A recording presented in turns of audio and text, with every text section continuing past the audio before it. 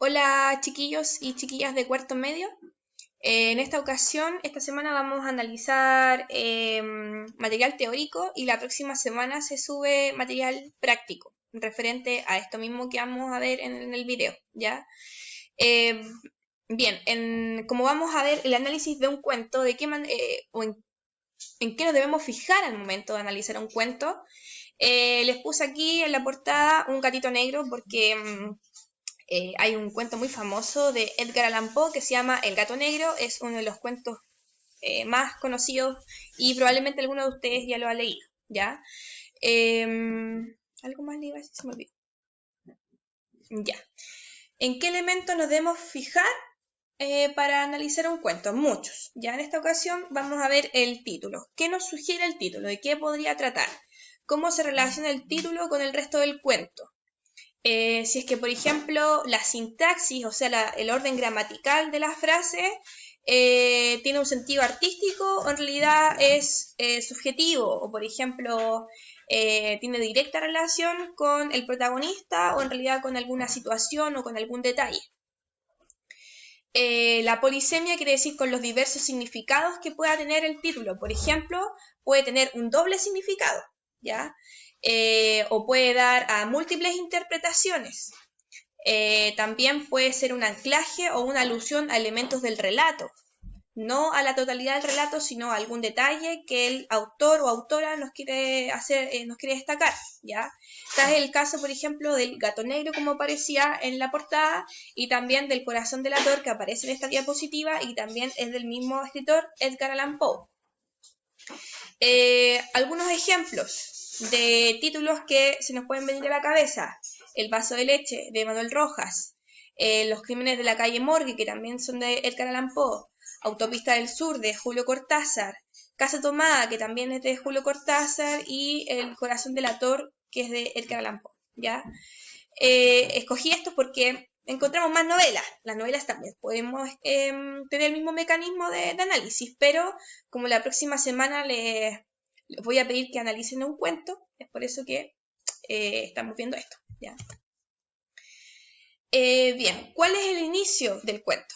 ¿Cuál es la función? ¿Existe alguna relación entre el inicio y el final? Hay novelas o cuentos que, por ejemplo, tienen una estructura circular.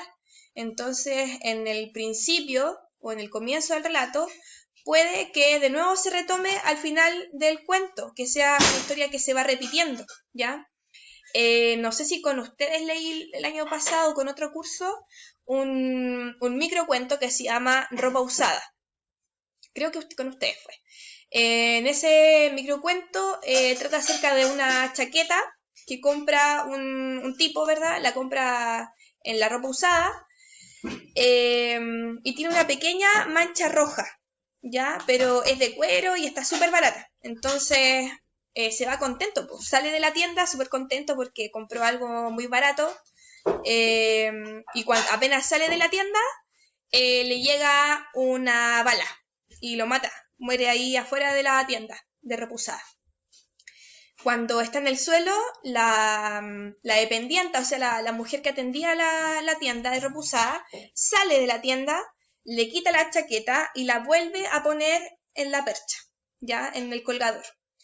Se nos da a entender entonces en este microcuento que esta chaqueta, que tenía una mancha roja, ya había sido utilizada, ¿verdad? O tenía alguna especie como de, no sé, magia, ¿verdad? En la que todas las personas que se ponían esta chaqueta terminaban muertas, ¿ya? La dependiente estaba acostumbrada, al parecer, a hacer esto porque cuando lo ve afuera con la bala, ¿cierto? Que lo asesina, no le causa ningún tipo de extrañeza, sino que con toda la calma del mundo se la saca y la vuelve a colgar, ¿ya?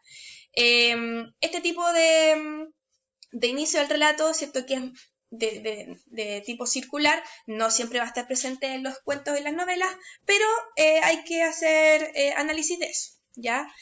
Intriga de predestinación, es decir, un anuncio al final o que nos da pistas acerca de lo que pueda ocurrir al final con el protagonista.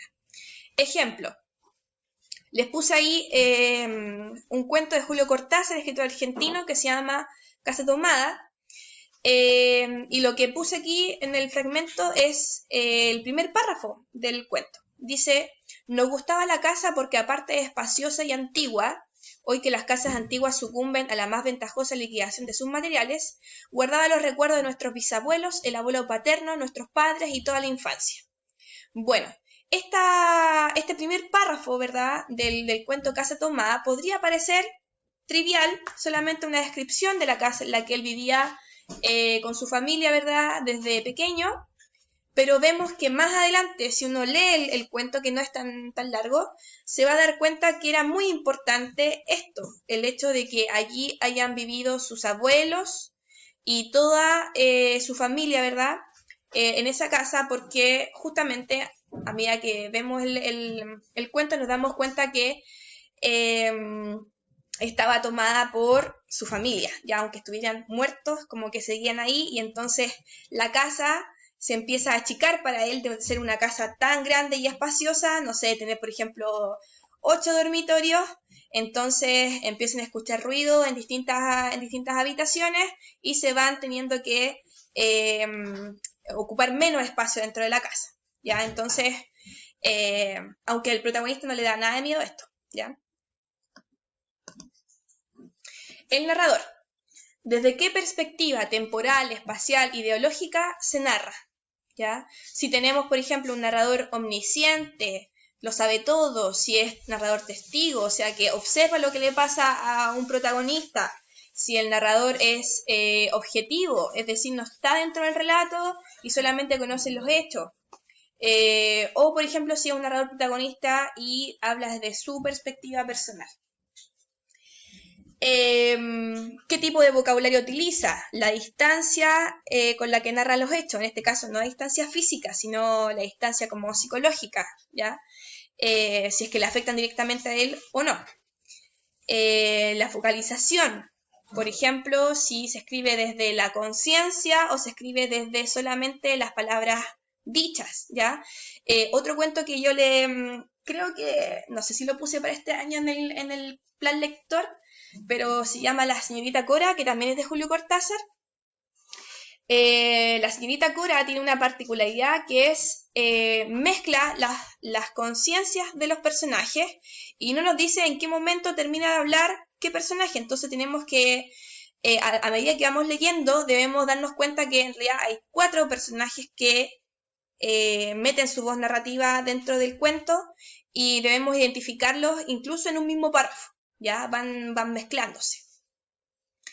El tono también con el que se narra, por ejemplo, si es intimista, es decir, habla desde lo que siente, desde una perspectiva psicológica, o si, por ejemplo, tiene tintes irónicos, o, por ejemplo, es épico, en el caso de que quiera relatar una hazaña, o quiera engrandecer a un personaje, si es nostálgico, etc.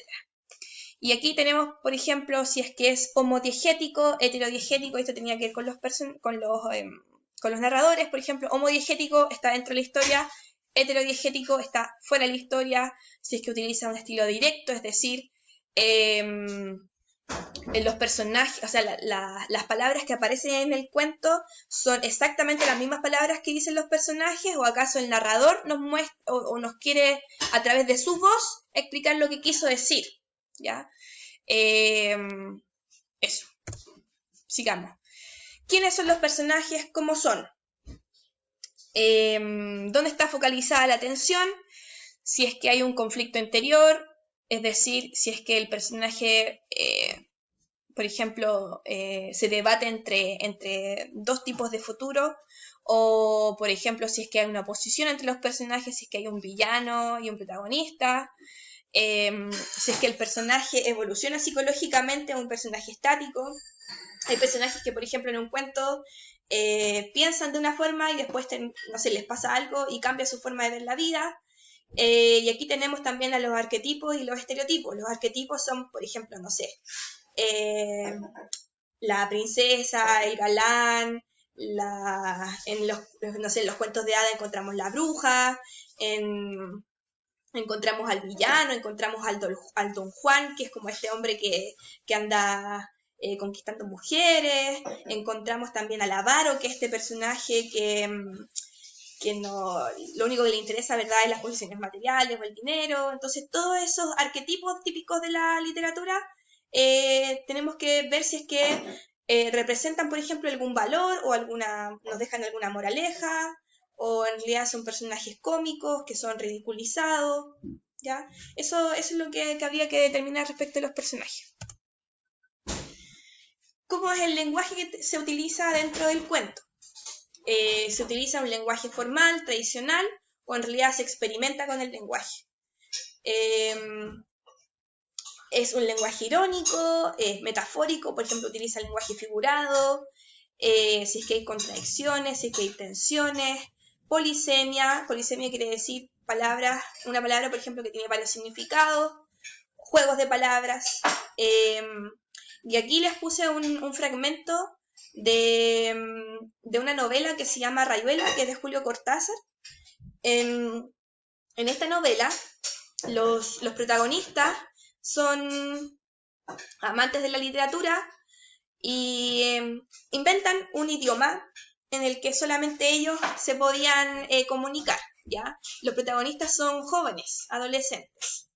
Les voy a leer un fragmento cortito. Dice: apenas él le amalaba el noema, a ella se le agolpaba el clémiso y caían en hidromurias, en salvajes ambonios, en sústalos exasperantes.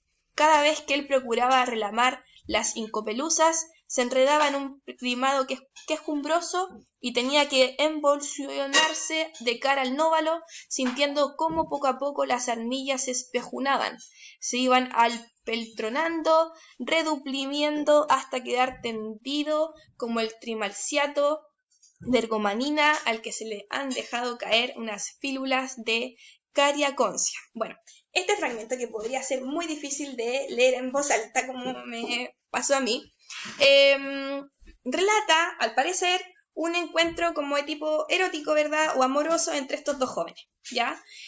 Pero no con las palabras que uno probablemente ocuparía, ¿cierto?, en un lenguaje objetivo, en un lenguaje literal, sino que un idioma inventado entre estos dos protagonistas.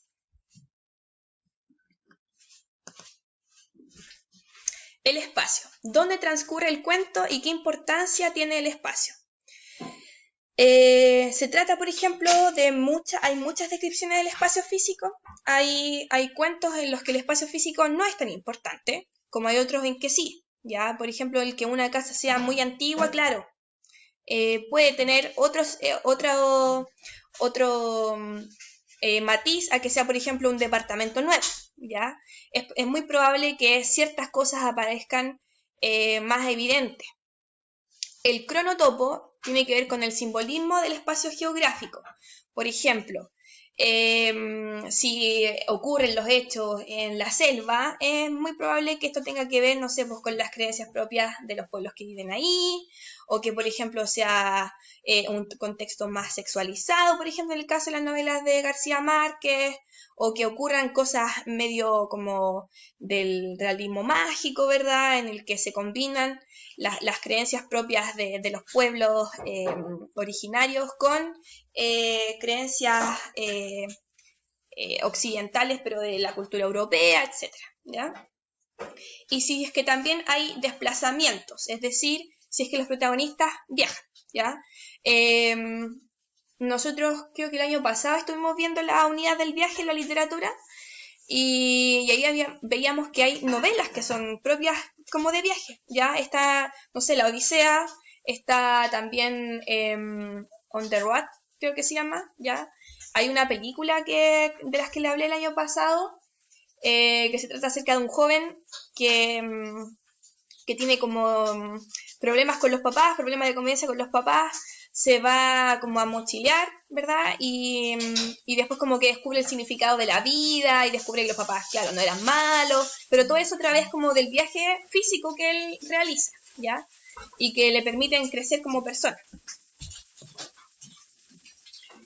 El tiempo narrativo.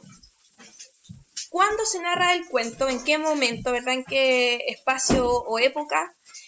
¿Cuándo ocurre lo narrado? Si es que esta voz narrativa está en un tiempo presente o si es que acaso habla, por ejemplo, de hechos que ya ocurrieron. el tiempo diegético, ya que tiene que ver con la duración, la frecuencia, el orden. Ya. El tiempo diegético entonces tenía que ver con el orden en el que están presentados los hechos. Sabemos que no en todos los cuentos tenemos un orden lineal, así como en una línea cronológica, un orden cronológico, sino que podemos tener saltos temporales. Por ejemplo, la portada del cuento que aparece ahí en la diapositiva se llama Viaje a la semilla, de Alejo Carpentier. El cuento comienza cuando el protagonista está muriendo y luego va retrocediendo vertiginosamente por distintas etapas de su vida, en orden, pero como inverso, ¿cierto? Hasta que vemos al protagonista en la guatita de su mamá, ¿ya? Por eso se llama Viaje a la semilla. También tenemos el tiempo psicológico, que tiene que ver con el tiempo interno de los personajes, que es más bien subjetivo, ¿cierto? En donde puede haber, no sé si saltos temporales, pero sí como espaciación del tiempo en el sentido de que puede haber ciertos paréntesis que no se han presentado dentro del cuento, que no sean relevantes o que se retomen después. También otro elemento importante para el análisis de un cuento es saber a qué género podría corresponder. Si es que tiene también un sentido simbólico, por ejemplo, si los personajes representan alguna virtud o representan algún vicio, o si por ejemplo nos quiere dar una elección. Tenemos distintos tipos de cuentos y eso también tiene que ver un poco con la época en la que son escritos.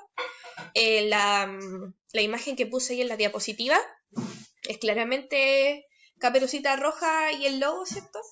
Yo no he leído el cuento original, pero sí tengo entendido que la versión que nosotros conocemos, más actualizada, no era precisamente muy fiel a la versión original, y que la versión actualizada lo que se nos quiere entender es como que los niños o las niñas no sean desobedientes a sus padres porque si no les puede pasar algo malo y todo eso, ¿cierto? Pero en realidad creo que antes tenía otro propósito, ¿ya?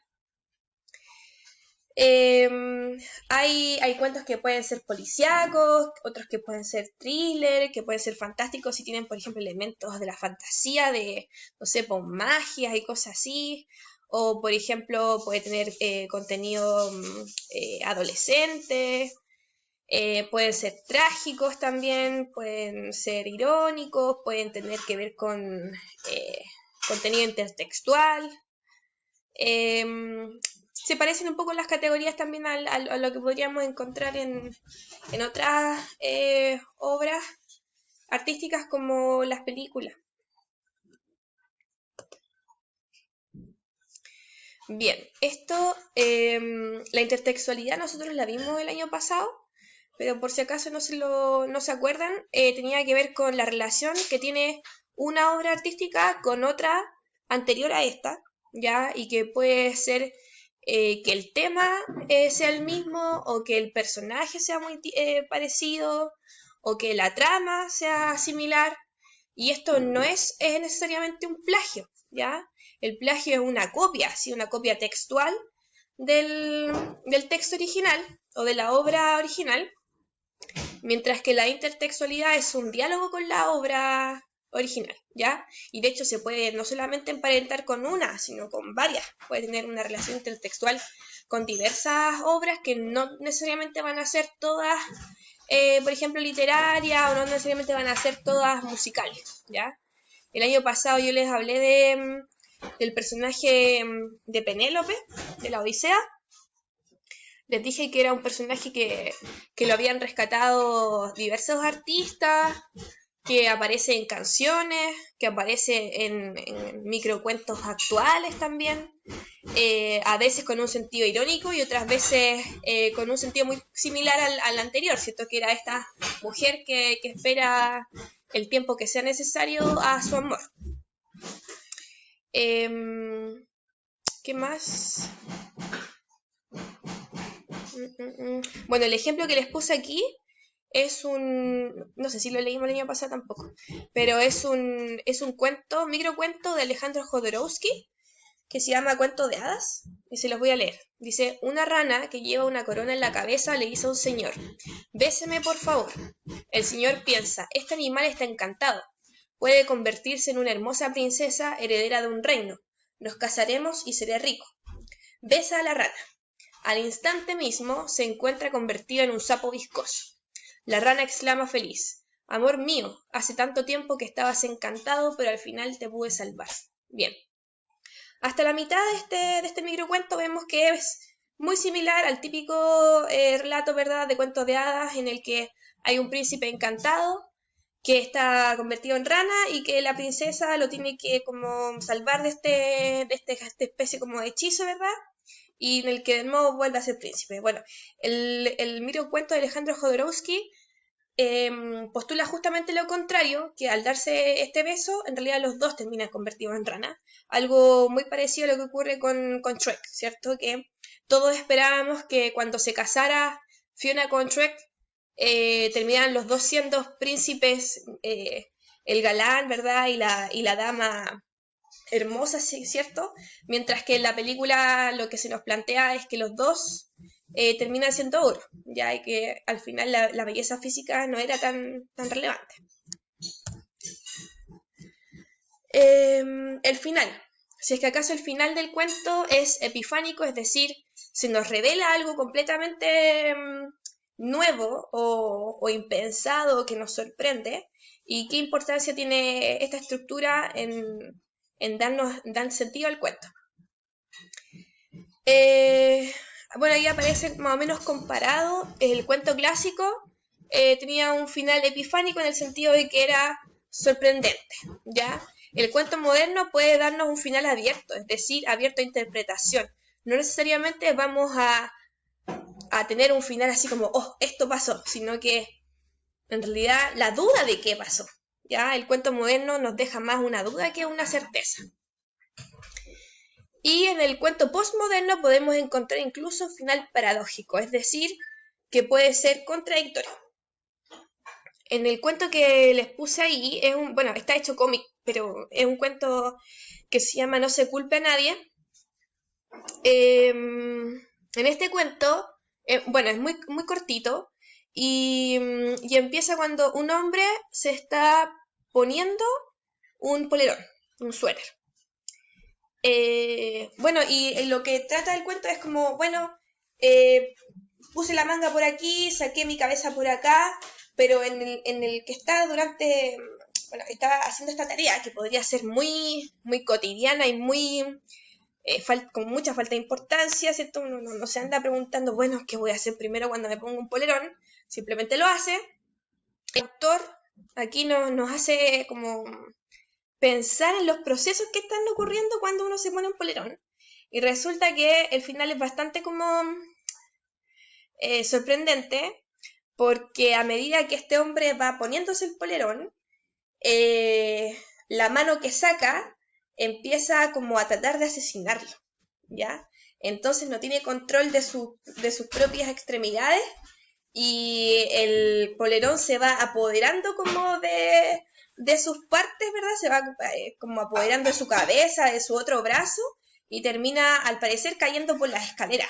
El final es abierto, pero cuando yo lo leí, yo entendí como que él se va a escalera abajo y se muere, ¿ya? Pero también existen otras interpretaciones, ¿sí? Si lo pueden leer, sería súper bueno, ¿ya? Pero claro, aquí tenemos como un final abierto en el que podríamos no tener la certeza de lo que ocurre, pero sí hay un hecho sorprendente, que es el que el polerón y esta acción tan como doméstica de ponerse o sacarse un polerón termina siendo como una película de terror. ¿Ya? Creo que eso era. La próxima semana les voy a dar un cuento a leer. Lo más probable es que sea de Cortázar. No sé si les puse un cuento de Cortázar en el plan lector, creo que sí. Pero no me acuerdo. Probablemente lo tengo escrito en otro. Pero seguramente es alguno de los cuentos que mencioné acá u otro similar, ¿ya? Y no les voy a pedir, seguramente que analicen todos estos aspectos que vimos hoy día, ¿ya? Pero bueno, ahí tengo que formular primero la actividad, ¿ya? Pero eso es lectura y análisis de un cuento. Que tengan una buena semana, nos vemos. Chau, chau.